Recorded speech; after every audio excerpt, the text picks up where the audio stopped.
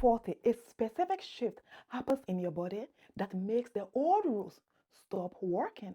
In this video, I'm going to show you exactly what that shift is, why eating less, move more can actually make things worse. And the one change that starts to move things again, it is not willpower, it is not calories. After 40, the rules quietly changed on you. And if you have been doing everything right and quietly blaming yourself every time the scales does not budge, please stop. You did not fail. The instruction you were given were written for a body you no longer have. This is biologic, not discipline.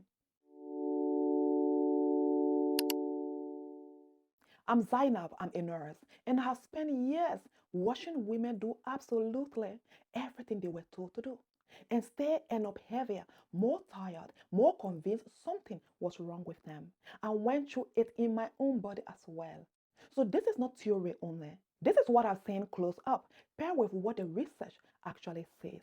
By the end of this video, you will understand three things: why your metabolism changes after 40, why restriction backfires, specifically for women under stress, and the first practical step that respect the life you are actually living, not the one a diet plan imagine you have. Here is the quiet truth nobody told you at your last appointment. Somewhere in your late 30s and into your 40s, the amount of energy your body burns at rest started dropping. Less muscles, shifting hormones, a slower engine. The same meals that kept you steady at 35 can slowly add weight at 45. Nothing about your effort changed. The terrain did. The same meal that kept you steady at 35 can quietly add weight at 45, and nobody warned you about that.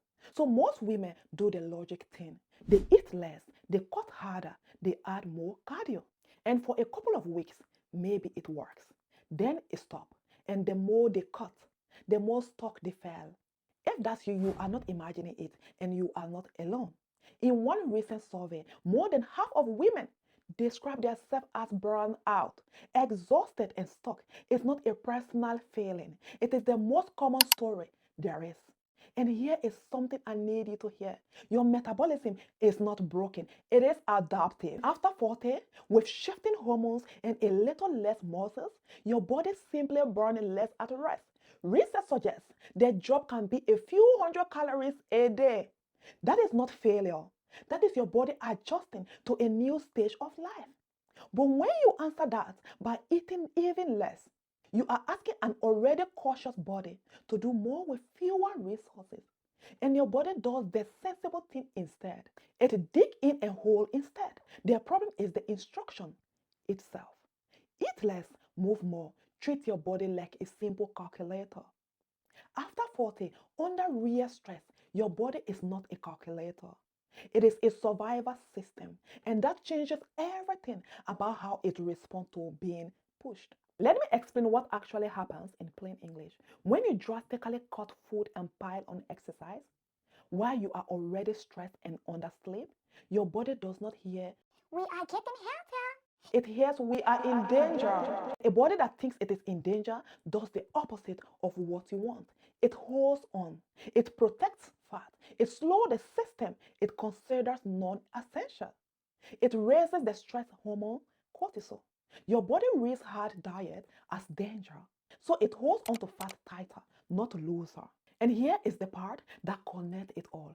A large 2025 revealed pulled together 21 studies, more than 1,000 women, and they found that your metabolic state actually shapes how much cortisol you release under stress. Translation: your stress system and your metabolism are wired together. You cannot calm breathe your way out of a body that is metabolically destabilized, and you cannot out diet a system that is running on empty. They move together. There is another piece moving underneath all of this: estrogen. As it declines through your 40s, your body starts handling carbohydrates differently. You become a little more insulin resistant, and fat begins to settle around the middle even when nothing about your eating has changed. This is why the same lunch that kept you steady at 35 can quietly nudge the scale at 45. It is not in your head, no, and it is not a discipline problem. It is genuinely a different hormonal landscape. one that needs a different approach than the one you were handed in your 20s. Now add sleep, because this is the one that stuns people. Researchers cut down women's sleep by about 90 minutes a night for 6 weeks. That's it. No change to their food, no change to their body fat. Now hear what happened to these women. Their insulin resistance climbed up by around 15%, higher in women past menopause. Less sleep alone made their body store fat more easily. So when you are laying there awake at 2 a.m. and then fighting your weight all day, those two things are not separate problems. They are the same problem. Lose 90 minutes of sleep a night and your body store fat easily, even if you are eating less. So picture the loop you have been caught in. You are tired, so you run on caffeine and quit carbs. You are stressed, so your cortisol stay high. You eat less to compensate, which raises your stress further. You sleep badly, which worsens insulin. Every single one of those feed the nest. It is not one bad habit, it is a system tipping the wrong way. So here is the one change I promised you at the start. Stop trying to subtract your way out. The move is not less, it is steady. You calm the track signal first, and you let the body feel safe enough to let go. You do not need a 12-week program. You need one direction held consistently. The answer after 40 is not less, it is steadier. Calm the track signal first. Practically, that look like 4 things. And you do not start all 4 of them at once. Pick the first one. Number 1, stop the undereating spiral. Eat enough with real protein at breakfast, so your body stops bracing for famine. Number 2, protect your sleep like it is medicine, because you just saw what 90 minutes does. Number 3, tread some of the punishing cardio for strength.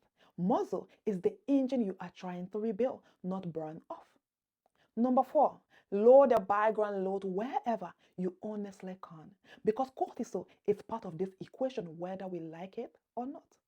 And before anyone say, so fasting is bad, no, fasting is a tool with an indication. A 2026 trial showed time-restricted eating genuinely helps specific group of women under specific conditions. The point was never that fasting is bad or good. It is that a stressor only helps a body that has the capacity to handle it. If you are depleted, the same tool that helps someone else will cost you. That is not contradiction, that is context. Fasting is not bad or good. It is a stressor, and a stressor only help a body that have the capacity to handle it. So if you do nothing else after this video, do this. Pick the one of those 4 that feel most possible this week and just hold it. Not perfectly, just consistently. That is how a survival system slowly learns it is safe to let go. And if you want all of this laid out as a simple plan, there is a free guide linked in the description. I will point you to it at the end. I want to leave you with this. The weight was never proof that you were weak or lazy or not trying hard enough.